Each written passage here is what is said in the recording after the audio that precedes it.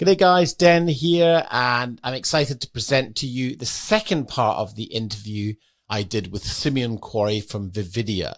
Now, Simeon is a fascinating creative who has embraced many different disciplines across his career, is now currently working in virtual reality. Last week, we had an amazing episode where we talked about the work ethic that he has and his ability to scale up and scale down depending on the projects and what he wants from his business. Now, this week we take a slightly different turn and we talk about how being too creative can scare clients off. All too often, I hear stories of filmmakers who eagerly want to share wild creative ideas with a client. And oftentimes, in fact, most of the time, clients just want something safe, reliable, delivered on time and on budget. And so Simeon shares examples of his own career where he's lost work because he's tried to be too creative. So where's the balance? And getting that balance right is really, really fascinating. So enjoy this episode, folks, and I'll see you next week.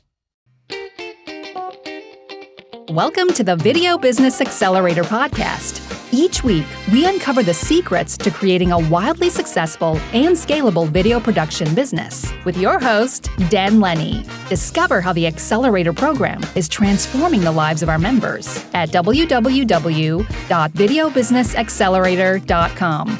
Enjoy this episode. Simeon, last week we were just about to get into marketing because you were talking about how in the wedding business you were very clear on your target market and had a very good funnel. When you went into corporate, it got a bit more broad, and now you've sort of moving back into a specialism again. Talk to me about how you've gone about marketing, maybe from the point where you started the corporate business or the corporate elements of the business. How are you getting clients? What was your process? What was your strategy?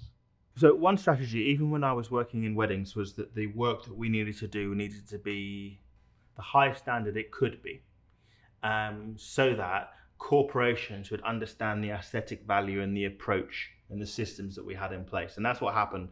Our first clients actually looked at our wedding work. I remember being in the 33rd floor of the Barclays building in central London, thinking I was there essentially to go through my lack of funds in my account.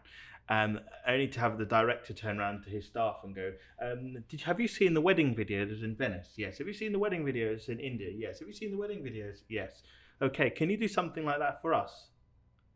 Yeah, sure I can. That was also quite strategic. I knew that's where I wanted to get, and that was what the process was going to be. But there are a few things that really shifted for me I noticed that when it came to the corporate work, one behavior that I wish I changed early was networking. People say it's who you know, and it's really very, very true. But actually, you can be quite strategic with that. You have to be. Understand who is it that you want to be targeting. What is it that you have to offer them? And then you try and get yourself into that ecosystem. So sometimes if you get yourself a client, your aim is to see, is there the scope within the existing organization that you're working with to either get more work from that same client or to actually move throughout the organization? And how can you do that? Where will these individuals be? How do you place yourself in a position of expertise and authority so that they come to you with an appreciation for what you do? And that's quite a shift. So for me, for example, I put quite an effort into making sure that in certain areas I'm seen a little bit as a thought leader, right? And that way that there's that elevated level of respect. And instead of me always I want to be in a position of control and of power, almost like a solicitor or a lawyer would be, right? So if I suggest something or recommend we do something, they're looking at to me as the expert, which changes the way the business feels and the way it runs. And it also changes what you're in a position to charge as well.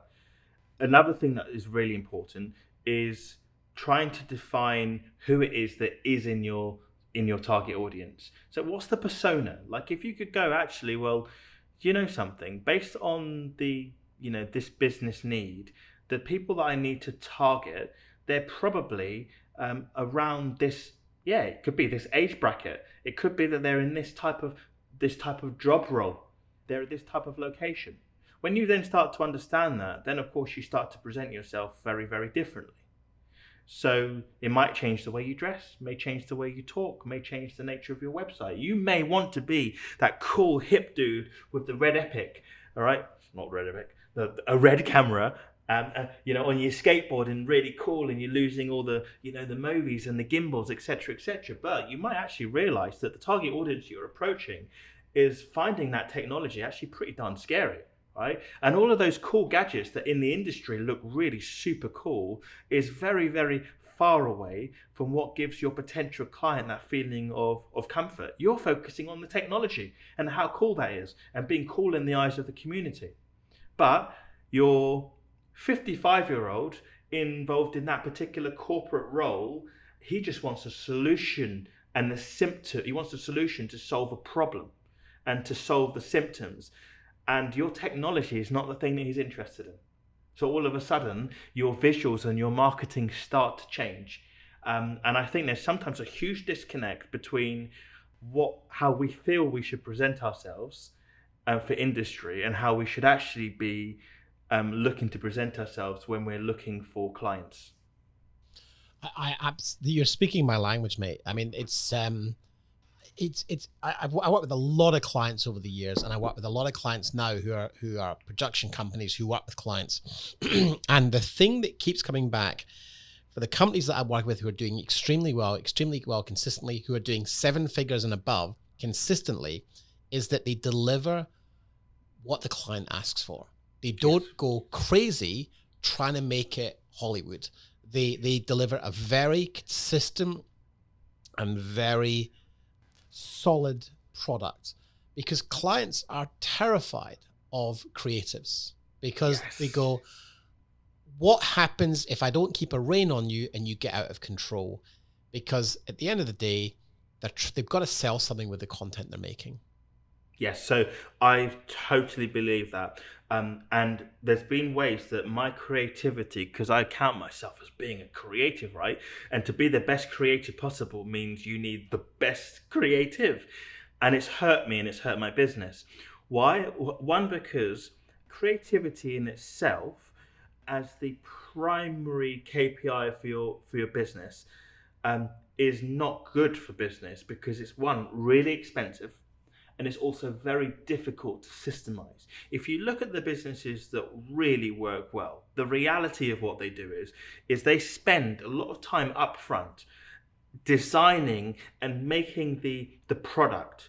And then what they do is they take that product and then they package it and then they sell it. And they sell it over and over and over again. And they get the consistency where it needs to be. Why? Because those parameters have been predefined and preset. Businesses that work well do that. For me, my ego's like, well, wait a minute, when I drop something on social media that's like this cool and I'm doing this, that, and the other, right? That stuff gets me all the likes. That stuff gets me all the engagement. That stuff might get me the industry fame, right? But it's difficult to systemize and it becomes very, very expensive. The other thing is that, yes, I pitched for a job, and I remember I put all this amazing creative in. The client didn't go for it, and the reason was it was too creative. They told me up front it was too creative. They were like, is it too ambitious to try and get that creative done and make sure it was on point? It's harder for them to get sign off. They're like, look, I've got this problem and I just want this solved. This is what we need. So it's about giving people sometimes it is about giving people what they need. And I think that's sometimes a mistake that a lot of production companies go through over and over again. The other issue is that when you start to go into highly bespoke, very heavily creative projects, the sales cycle changes. And we've seen this. Having moved into virtual reality, you can imagine that this 3D storytelling, which is a bit like film and video, what we would end up doing is we would go to companies to go, look, this is what we can do. And they go, okay, and let me kind of come up with this creative idea. Now you're like thinking, right, does the creative process for the idea and the concept, does this come in order to get the work, or is it within the scope of the work? And if the work is so creative and the ideation process is so super creative, the difficulty can be is that you either have to have lots of changes and iterations in order to get to what is needed. Also, the bit that's really scary for a client is clients like to hire a business, a person, an organization where the outcome is predictable. That's key, right? They hire someone or a team because the outcome is predictable. When you start working with larger organizations, no, they're not spending their own money. That's the good thing. However, they can lose their job if they really mess up. And if they spend budget and the product is rubbish and they need to go and spend it all over again. The other thing that can happen is they may not get that promotion, right? Or they may not get that bonus. And that's the stuff that means a lot to people. So what they like to do is they need to go for something where they can go, look, this is what this organization does. And we know if we put this money in, this is what we're going to get out at the end of it. So they take that up to their directors and the bosses in the C-suite. And they go, if we invest this, this is what we are going to get. If your product is inconsistent in terms of maybe the visual aesthetic, in terms of the approach, they can't tangibly get hold of what it is. You might think that it's really consistent, right? Because you consistently use the same type of camera and it's a similar in terms of the aesthetic.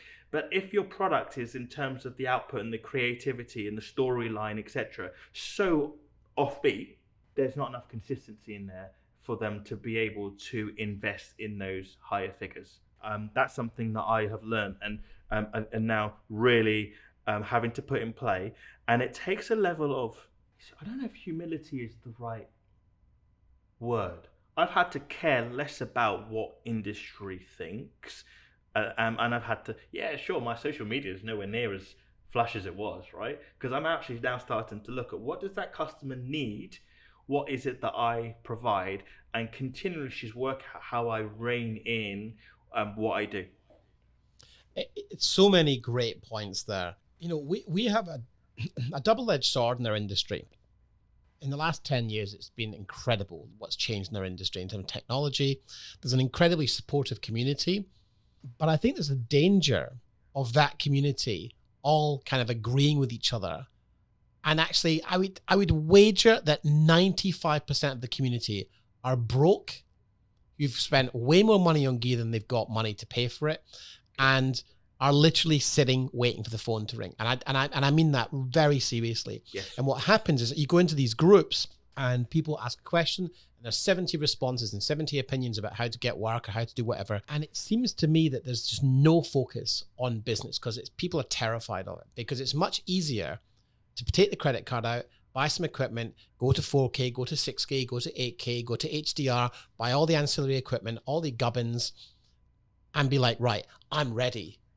But they're not spending any time focusing on who they want to serve and is there a market for it. And I think that there's a very high risk of a lot of businesses going broke because they're just not focusing on the right things. And you know, I've gone through various cycles over the years with social media, and I made a decision about a year ago to just stop and put all of my effort and all of my focus into this podcast and my paying clients. Yes. And what I do now is 80% of my time, I focus on my paying clients and caring about their success. And the great thing is they just keep getting better and better because I've got all my focus and less time worrying about what people are saying. Because likes and shares and views don't pay the mortgage. Yes, absolutely. I totally agree. You know, sometimes for social media and you need to do it, you can delegate. You have to choose what channels maybe you're involved in. So for example, for me, Facebook, I've deleted the app, right? I now focus my attention on LinkedIn because where clients are, right? I realized that where are my clients? Well, they're on LinkedIn. So that becomes the behavior that's most important to me. And now I focus on what it is that would appeal to them rather than trying to appeal to those in the audience, right, who want to see gear and technology. That might be on my Instagram feed or whatever, but the reality is now, you have to focus on the actual business. And I think the difficulty is that we like the gear and we like the tech, right? And we often think that the solution to a problem is to do a camera upgrade or a technology upgrade. The reality is, how many businesses actually use 4K files, right? No, it gives us some creative options, but I think equipment either makes life easier for you, or it sometimes gives you a technical advantage over and above other organizations and and businesses and competition. But it's rarely the defining factor. Very rarely the defining factor, unless you are literally a director of photography. But even those guys, they rent the equipment in. They don't necessarily own it all. The key is 100% is that business itself is the key thing. That's why you often hear that phrase, focus on the business, on it, not just being in it, which often means, don't get hooked up in the technical side of all of the equipment. I spoke to someone the other day, and they were trying to build their business, and what they were doing is they were focusing all their time on trying to get the best out of the camera, and the codecs. And they were, "Oh, Simeon, what do you mean you don't know about this? You're an ambassador for Canon, and you're telling me that you don't do these processes, and you don't do this, and you don't do that." I was like, "No, I don't care, because my clients can't see it, and my clients don't care." I said to them, "Stop focusing on the kit and the gear. Believe me, if you get a job where you need to do something against a psych wall or something, you're going to sit there and you're going to study it. Study it. Do what you need to do now in order to be able to have enough understanding and confidence, and enough to prove to your client that you know what you're doing. But then stop. Work on the business. If all of a sudden you get asked to do something you're not quite sure how to do, believe me, get up in the morning, wake up early, go to bed late, research, test and try then, on the basis of knowing that the dollar associated with that learning is there. Let that client pay for that piece of technology. Let that client pay for that piece of additional knowledge that you didn't have before. But actually just dedicate some time on working on the business, the systems, your market, understanding your client. My battery's going to run out on the camera. Okay. Well, Luke, I need to go and replace it. That's okay. Well, listen, we'll wrap this up, seeing as we don't want to run out of time. Mate, this has been a fascinating chat. I would love to get you back on the podcast again. Thank you. Just one more thing. Hopefully we've got some time for this. Thank you. I will speak very, very fast. The work that we're doing right now is we are using storytelling in order to impact, drive some cultural change. So, for example, a lot of training can be very, very boring. A lot of storytelling in terms of video, in the business world, people have to decide whether they watch it. They may watch part, but maybe not watch the whole thing. It works on the basis of audio and just the visuals. But with virtual reality, I take the skills of audio, we take the visuals, but then now we combine that with movement, and then we combine that with interactivity, and we combine it with a sense of touch. And this allows us to create amazing levels of impact, amazing levels of engagement. And it also allows us to start to play with things such as empathy. We often say that we would change our behaviors if we could walk a mile in someone else's shoes. But with virtual reality, we literally get to enable a client to have their staff or their people or their customers walk a mile in someone else's shoes. So we're working on using that storytelling, the next level of storytelling, in order to be able to drive engagement. It's hugely exciting, very challenging, but having to zone into the right type of customer, understand what it is that you offer, but also the key thing with any business is understanding the value that you bring, right? Don't just focus on video, or VR, or whatever it is. Don't focus on the technology. Don't just focus on the technical output. Focus on the value that you bring. That changes your pricing, it changes your attitude, it changes your marketing, it changes how customers perceive you. So just as a final piece of advice, that would be it. Focus on the value rather than just focusing on the in and out point on the video and all the information that goes in between it. Simeon, I'd love to get you back another time. And where can we find out more about you? I'm on Instagram and all social media channels at Simeon Quarrie. So Simeon and then Quarrie, Quarrie. Always love chatting with people. So yeah, feel free to connect with me YouTube, Instagram. You'll find me on email with my business, Vivida. Mate, thank you so very much. Thank you. You've been listening to the Video Business Accelerator podcast with your host, Den Lennie. If you are a video business owner who is tired of going it alone and would benefit from mentorship, support, and weekly accountability, then mouse over to www.videobusinessaccelerator.com to learn more about how the Accelerator program can help you today. Don't forget to subscribe and rate the show over on iTunes. And we'd really appreciate you taking a few minutes to leave a review.